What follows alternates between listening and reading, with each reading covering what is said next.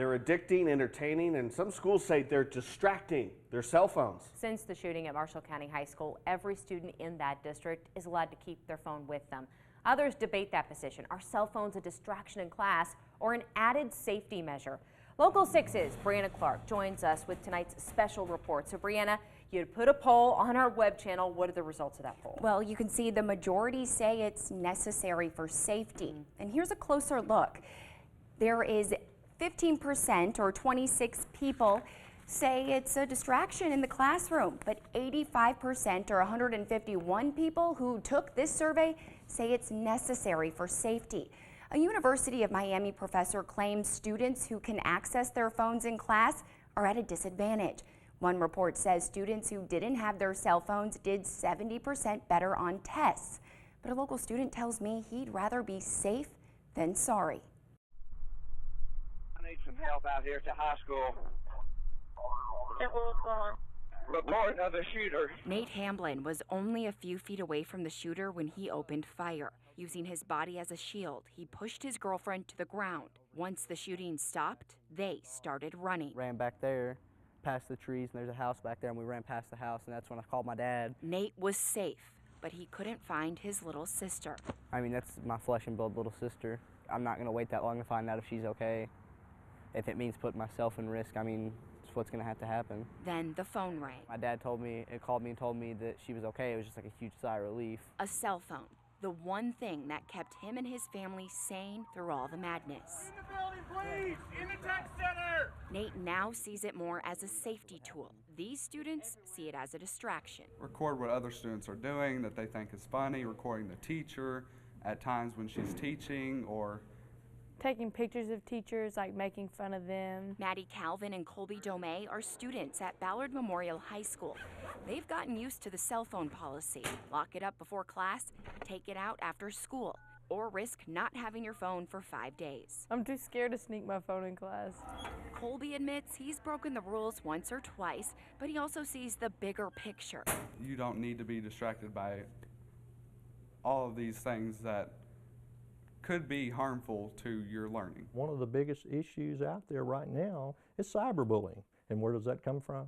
It's cell phones. Bob Wilson works for the Ballard County School District. We understand there's some educational value to a cell phone and personal device. And when that need comes about, our teachers will approach our administrators. And at their discretion, they'll say, yes, you can utilize that for the classroom today. But he says they also see the educational value of not having a cell phone. That eye-to-eye contact and that interpersonal communication, you cannot replace. Wilson says if there's an emergency, that's what the school landline is for. Brian Duvall agrees. He's a lieutenant with Kentucky State Police, and he's in charge of the local Safe Schools program. Is it safe to have a cell phone in a classroom?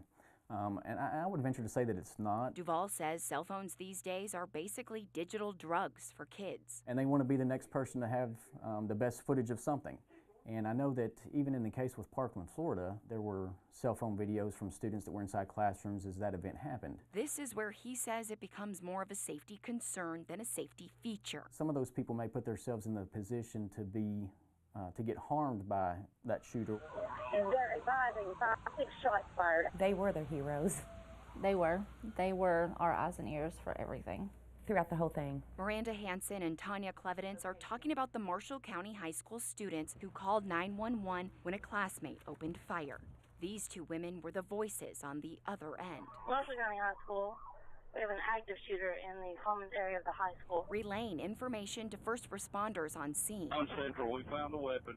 It is secured. They were able to let us know how many were injured that were with them, if they were heard more gunshots, which way they thought that he was. Even to the point to where he was at the end. We got a witness that says he's possibly in the weight room. I mean, they had him in custody in 12 minutes, so I think that was a huge part of that, being able to communicate with people who were there and in the middle of all of it. You know, that they didn't have to worry about trying to get to a phone. They had their phones. But what if they didn't? I feel like it could have ended very differently.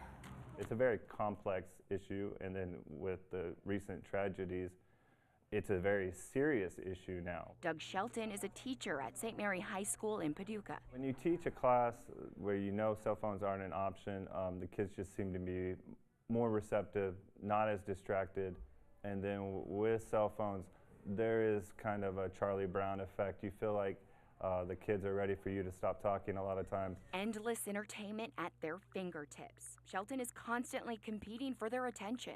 Where used to you felt like you were fighting to keep them from playing video games. Now you feel like, now I'm going to be that guy that denies them something they might need in a moment of crisis, you know, and so that can be a lot to get your mind around, you know, in when you're just trying to teach. On the day of the shooting, Nate held open this door so other students could escape. He hasn't been back through this way since.